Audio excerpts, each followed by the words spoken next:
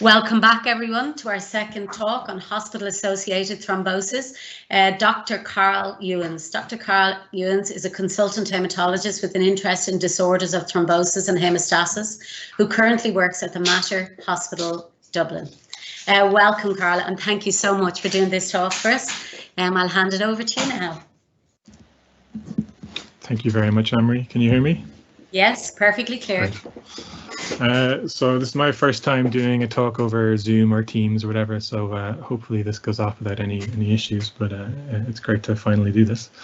So I've been asked to speak to you about hospital-acquired thrombosis, and given that my predecessor's talk was entitled Everything You Need to Know About Thrombosis, I hope I can tell you something you haven't heard already. Several of the talks you'll be watching will talk about the treatment of ET, so I thought it'd be more relevant for this particular topic to focus on prevention for the most part. So over the next little while, I'll be discussing hospital-acquired thrombosis under the following headings. First of all, what is it? Secondly, why is it important? Thirdly, what can we do as healthcare professionals? Fourthly, what can you do as the patient? And then at the end, there'll be time for some questions if you have any. And throughout all this, I just want to emphasize that the needs of the individual patient always remain at the center of everything that we do, whether it seems like it or not. So what is hospital-acquired venous thromboembolism? So VTE comprises DVT and PE, so deep venous thrombosis and pulmonary embolism, and is deemed to be hospital-acquired if it occurs during or within 90 days following hospitalization. And it really is an important cause of death and disability, which is why we're talking about it today. I'm sure Kevin Ryan has talked about this, but a quick word: deep venous thrombosis it's a blood clot that forms in the deep veins of the leg. When you present with this, you might experience symptoms such as pain, tenderness of the calf or the thigh, swelling in the leg or foot or ankle, redness or discoloration, and warmth of that leg. It's usually diagnosed by duplex ultrasonography using sound waves, and the image that it generates kind of looks like this. And you can see this is a clot sitting in the middle of a blood vessel here, and the red and the blue represent blood flow. A PE, or a pulmonary embolism, is a sudden blockage of a lung artery which can be life-threatening. This is usually caused by part of a DVT, a deep venous thrombosis, breaking off, traveling through the circulation from a vein in the leg and lodging in the pulmonary artery. And a clot that forms in one part of the body and travels in the bloodstream to another part is called an embolus, hence pulmonary embolism. Most commonly it's diagnosed using CT, contrast CT or CAT scan. And the imaging kind of looks like this. This is sort of a cross-sectional image, if you can imagine a line going through somebody's chest. This is like the bifurcation, so where the main pulmonary artery splits in two, and this little dark area here is a clot sitting at the bifurcation. There is another type of scanning which we sometimes use, but less commonly, called ventilation perfusion scanning. There's a long list of recognized risk factors for VTE, and it is relevant to this talk. These strong risk factors are all associated with admission to hospital. So being in hospital for an extended period of time, having surgery, particularly if it's an orthopedic surgery or a cancer-related surgery, or being bedbound for long periods of time, for example, due to hospitalization. It's really important for you, the patient or family member or nursing staff, to look to be aware of the factors that can increase a patient's risk of developing a VTE, and to talk openly and proactively with your healthcare professional about them so that they're taken into account at the time of admission. We'd like to know if there is a history of a thrombophilia, this inherited predisposition to clots, even though we don't routinely screen for these anymore. We'd like to know if there's a history of cancer, if somebody's on chemotherapy, as a diagnosis of cancer increases the risk of VTE 4 to 6 times, and certain types of cancer have an increased risk relative to others, as outlined in this slide here. And Dr. Kavan, I think, is talking about this later on, so I won't go into any more detail about that. There are other risk factors, including obesity, pregnancy, recent childbirth, smoking, and alcohol consumption. So there are reasons why we ask you about these things. And now there's new things we have to take into consideration that we may not have had to before, such as coronavirus, which has proven itself to be an extremely prothrombotic disorder, especially with severe infections. Just emphasizing how important it is to put risk assess people and put them on prophylaxis. And as I sat at my desk for several hours over this weekend putting together this presentation, I realized that there was an irony. There would be an irony if I were to develop a DVT myself. So I thought it would be relevant to mention that if you are working from home in these times that we live in now, don't forget to take breaks and move around throughout the day. And this advice is particularly important if you've recently been admitted to hospital or have other risk factors, because we do know that immobility can reduce circulation and increase your DVT risk. When we do confirm a diagnosis of VTE, what can we do about it? Well, we usually anticoagulate, so that's administer a blood thinner, and this is given for a minimum of 3 months in most cases. We may extend the duration if in certain circumstances, and on occasion we might even decide that to treat indefinitely. Most often somebody starts with low molecular weight heparin, so an injection once or twice daily to treat this, and usually by the time they go home they're switched to a tablet for the remainder of their treatment. These are the direct oral anticoagulants, sort of the newer medications that most patients end up going on these days, but we do still have other patients who take warfarin, and there are certain reasons why this would be preferred. And on anticoagulation, the main side effect to be aware of is bleeding. So why is hospital-acquired venous thromboembolism important? Well, we know that 1 in 4 people worldwide die from causes related to blood clots, and that the top 3 cardiovascular killers are also related to blood clots. But more relevant to this talk is that VTE is the #1 cause of preventable death in hospitals, and there are figures that suggest that 60% of all VTE cases occur during or following hospitalization, i.e. hospital-acquired VTE events. And we do have, we generated data in our research group which showed a comparable VTE incidence in an Irish population of over 1 million individuals, and that are hospital acquired. And we also showed that this incidence also increases with age. What are the other figures? Well, we know that if you're hospitalized for a medical illness such as an infection or heart attack or stroke, these sorts of things, that your risk of developing a VTE is 8 times higher than if you were at home. We know that after surgery, 1 in 3 VTE related deaths occur in this circumstance. And although the incidence of VTE related to surgery is higher, the majority of our patients are actually medical patients, so the absolute numbers are higher for medical patients. We know that cancer, as I said before, is associated with a 4 to 6 times increased risk of VTE compared to those patients without cancer. And compound upon that, if you're a cancer patient who is undergoing surgery, your risk of VTE post-operatively is 2 to 3 times higher than if you didn't have cancer. But why is it important to prevent VTE? Well, that might seem like an obvious question. The reasons are that it's potentially life-threatening, first of all, but also there can be potentially life-changing complications. One, having had a thrombotic event, you are at increased risk of having a further event. If you do have an event and you're put on anticoagulation, you have an increased risk of bleeding. Patients with a DVT, 20 to 50% of them go on to develop post-thrombotic syndrome afterwards, which results in damage to the valves in the legs, the valves becoming leaky, allowing fluid to pass through, resulting in leg pain, swelling, redness, and possibly even chronic venous ulceration. And then the equivalent process in the lungs after PE is something called pulmonary hypertension, where a chronic clot lodges in a pulmonary artery, increasing heart pressures, and it can be associated with a significant increased risk of death.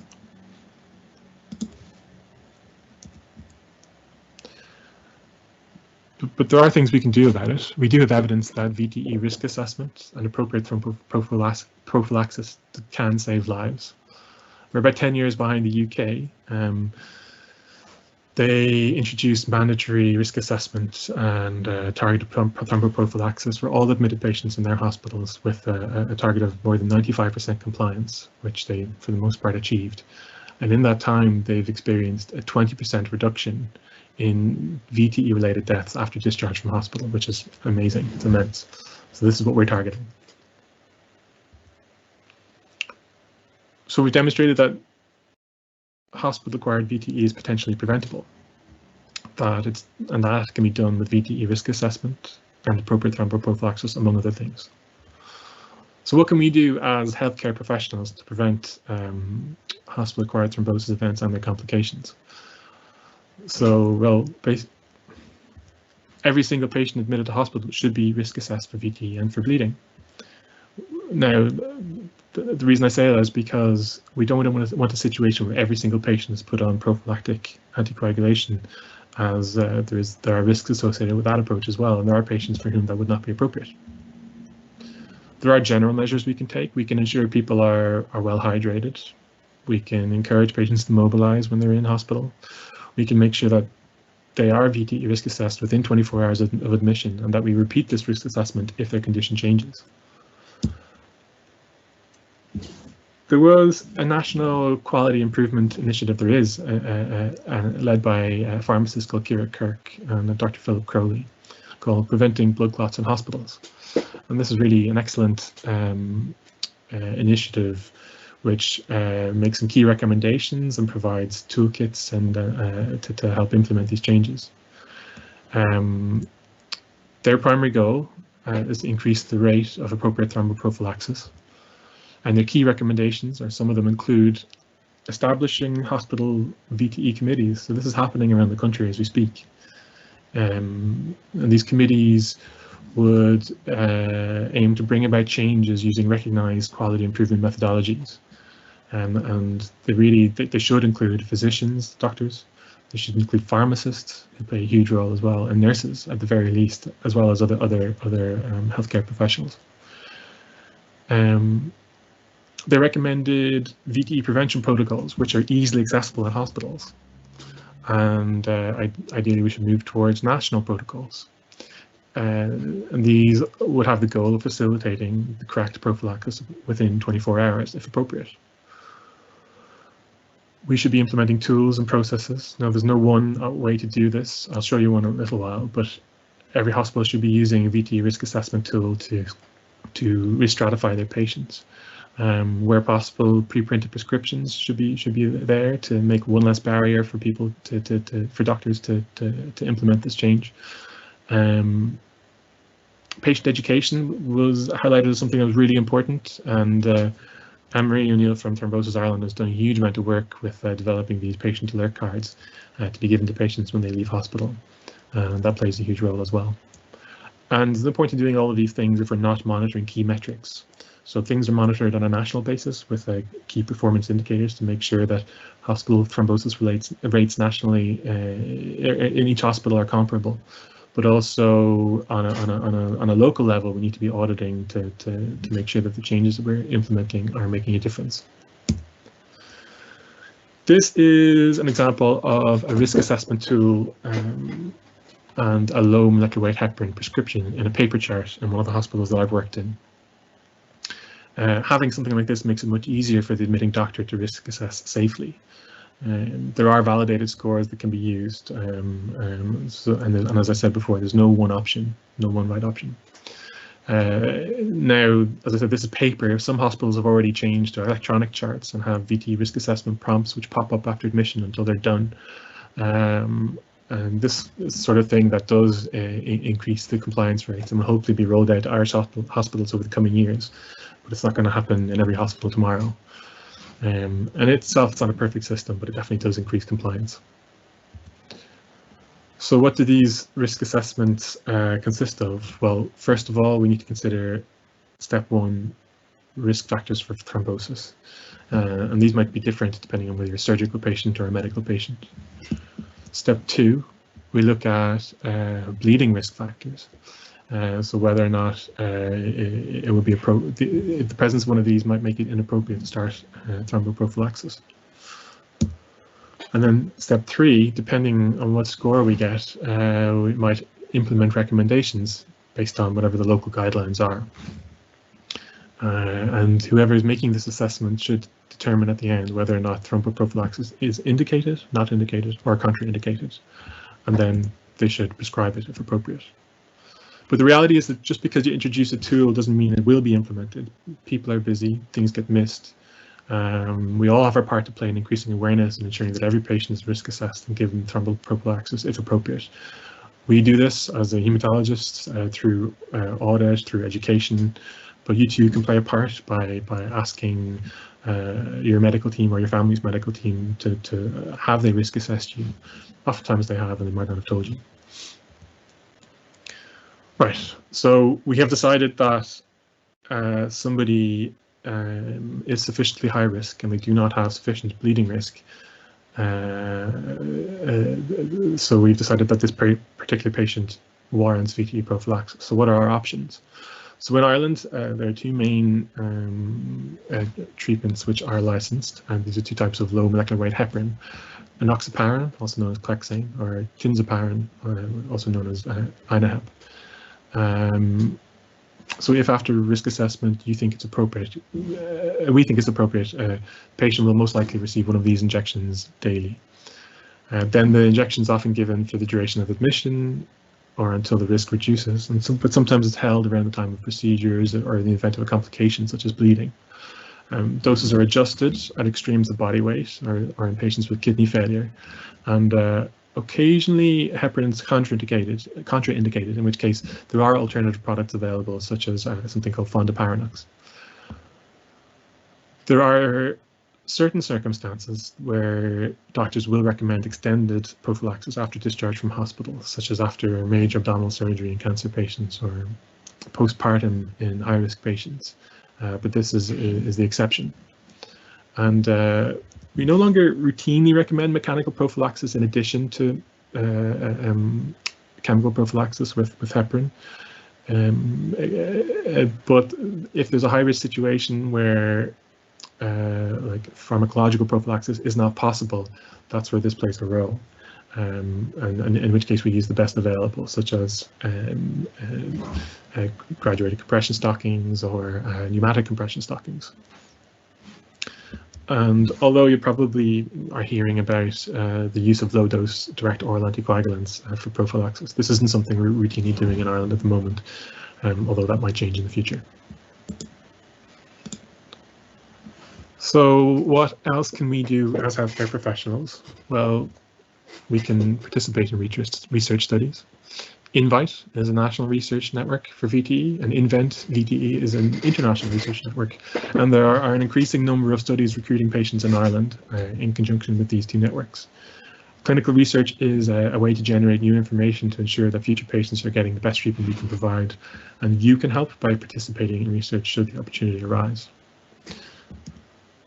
We also need to raise awareness, which is of paramount importance. We do that through education of patients, providing of reading materials, including these VTE alert cards on discharge from hospital. We also raise awareness through lectures like this and to patients, but we also need to educate our fellow doctors and nurses. We're all learning how to deliver our teaching online.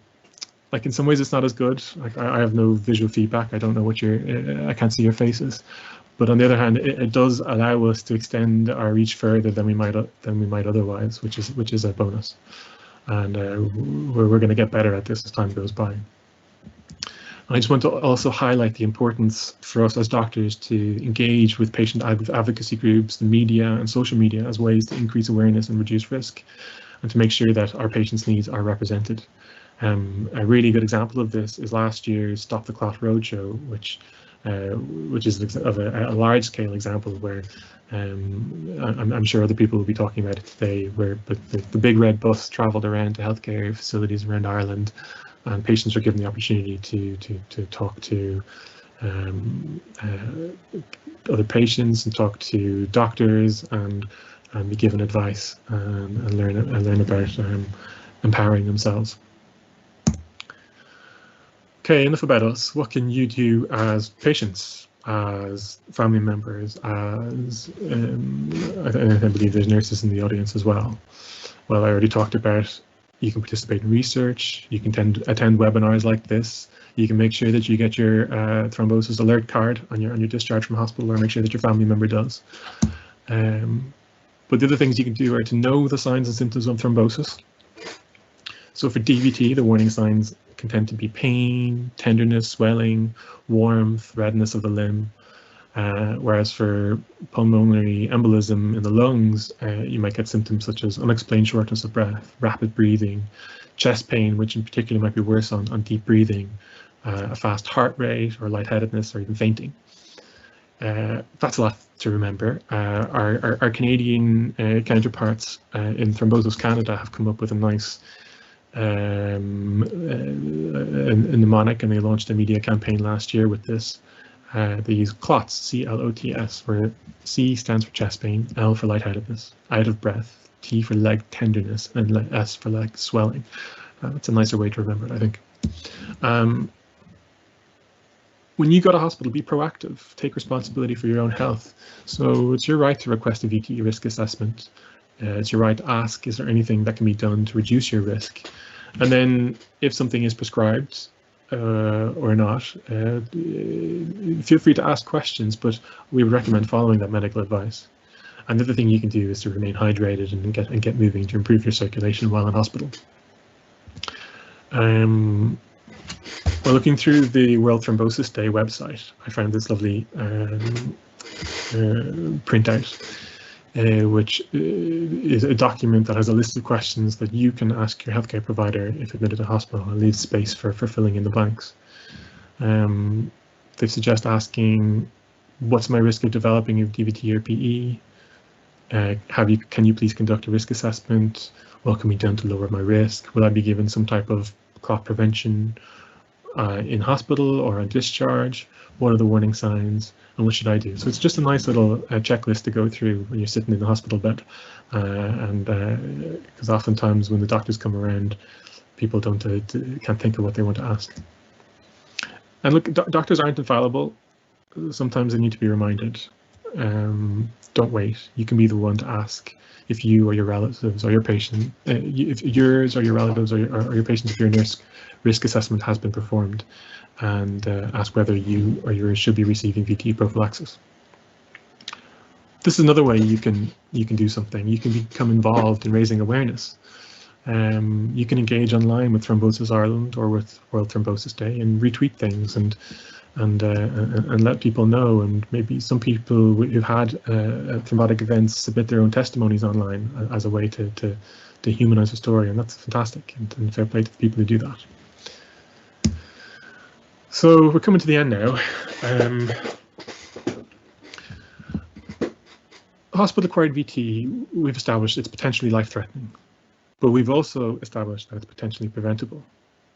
So you, as patients, as family members and nurses, have the power to reduce the incidence of and the complications from VTE by making sure VTE risk assessment and prophylaxis is at the forefront of the minds of our friends and family when they're admitted to hospital for whatever reason. So be proactive, ask questions, and join in. I've included here, this is a list of website resources that I think would be quite useful if you want to find out more information. So obviously there's Thrombosis Ireland is a great website, and I think most of these talks will be up there at some point going forward. The World Thrombosis Day has fantastic educational material there, and you might see that I used some of their images for my slides today. Our Canadian counterparts in Thrombosis Canada are sort of like world leaders when it comes to thrombosis research, and they've got some excellent teaching resources up on their website as well. And then finally, this series of talks is part of VTE Dublin, which it would normally be delivered in person, but we've had to switch to as a webinar series for this year. And if you want to know more about the science behind this, you can register for that conference and attend talks this Friday, and a lot of those talks are available as podcasts as well, should you be interested. So I just wanted to finish up by giving a huge thank you to all of you for watching this series of webinars. It's really a massive step towards preventing, treating, and dealing with the consequences of thrombosis, hospital-acquired or otherwise. And I'd like to finish by acknowledging the incredible work that Anne-Marie O'Neill from Thrombosis Ireland does to advocate for this patient group. The success of these webinars is a testament to her passion and dedication. Thank you very much, Anne-Marie. All right, I'd be happy to answer any questions as best I can. That's great, Karl. That was absolutely fantastic. I suppose I just want to add something. I think, you know, the whole subject of getting a blood clot while you're in hospital and the fact that it's so risky. People are going in and out for elective surgeries all the time. I think it's really important to kind of say that we can actually work together to prevent this. You know, I want to emphasize what you've just said in your talk. We definitely can emphasize. People need to familiarize themselves with the risk factors. And if they find that on top of going into hospital, they have other risk factors, they need to be even bolder about pushing for the risk assessment and protection while in hospital. I think generally in hospital, we are protected. The doctors, even if they're not saying it, they are risk assessing. We are being watched. We probably are getting prophylaxis. The biggest risky time, I think, is for those 90 days when we go home. I think when people are leaving hospital, they're out of the protection of their doctors and nurses on a daily basis, and they're in their own home. And it's really important to stress that if we have a loved one or ourselves that are coming out of hospital, that we need to be vigilant for those 90 days, and that not to be scared about it, to know that if you spot any signs, you get them checked. Don't worry about looking like a hypochondriac. If it's not it, fantastic. But if it is, we'll have caught it and you'll be safe. And it's very treatable. We know blood clots are very treatable, very preventable. It's just if there's a lack of information around it that we don't know to protect ourselves, we don't know to get it checked, that the higher risk. Would you agree? Absolutely, absolutely. So the way you need to empower yourselves is to know those signs and symptoms of VVT and of PE, and to not be afraid to make contact with the medical team who is looking after you before you're discharged, with your GP, or even if you're very worried it's out of hours, you can present to the emergency department. But definitely being aware of those symptoms and knowing to act and not just sitting on it, that's important. Okay, so we've three questions here. First one, have you any views on how data could be acquired on those who left hospital who are subsequently diagnosed with a VTE and managed in the community? That's very difficult because I've been involved in trying to collect data, and often most of the data that we collect is related to people who are diagnosed with VTE in hospital. So that is a question that we ask ourselves. We're not capturing all of them. So I mentioned that we had figures of 54% when we looked at this for the Ireland East Hospital group. So that's a population of 1 million. But that didn't include people who are being diagnosed in the community. So as I said, it was at least 54%. There were probably some that we are missing. So I'm open to suggestions if anybody has any ideas. Okay. And next question, where can I find further information about the electronic risk assessment tool? The electronic risk assessment tool, do you mean, so in certain hospitals, say like St. James's or some of the maternity hospitals, they've moved online completely. So they've got electronic healthcare records. So the risk assessment tool sort of pops up as a prompt for every patient that's admitted, and they have to fill that out. So the doctors, it's sort of like to make sure that the doctors don't forget to do it. But there's no one specific risk assessment tool that I would recommend. There's things like something called the Padua score that some people use, but not everybody uses that. So if you Google that might give you one example. So I think we just know specifically that St. James's are using the electronic risk assessment tool. So maybe whoever asked that question might contact maybe the NCC or maybe management, I suppose, in St. James's to find out about the risk assessment tool, do you think? I'm not sure if they want to. If you want to forward me the question, I can look into it a bit further. But okay, well, maybe whoever asked that question could email us directly, and we'll try and get you an answer on that one. And last question: have you any views on how to ensure that patients are optimally risk assessed on discharge? Well, so having an electronic healthcare record does help with that. You can build into somebody's discharge that they have a risk assessment done on discharge as well. Now, it's only a minority of people that we put on prophylaxis going home. The other thing that can be done is when somebody is going home, there should be sort of a checklist that we go through, and that checklist should include not only like whether the medications are prescribed, but also has the patient been educated about these new medications? Have they been provided with a patient alert card? These are all very important things that don't necessarily happen when people go home. So I think checklists, and I think the employment of more VTE or thrombosis nurse specialists around the country would help with that. I think they could facilitate. So perhaps if there is somebody with a new diagnosis of VTE, the part of their job is to ensure that these final checklists are implemented, because what happens is on a busy team that sometimes that doesn't happen routinely.